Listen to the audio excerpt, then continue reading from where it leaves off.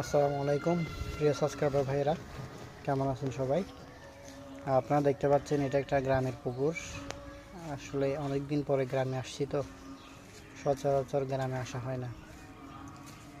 দেখছেন চারপাশে কত ঝোপঝাপ।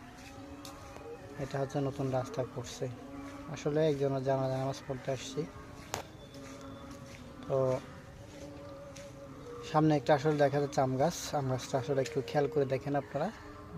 আম গাছের আমগুলো আসলে খুবই সুন্দর, অনেকগুলো আম আছে।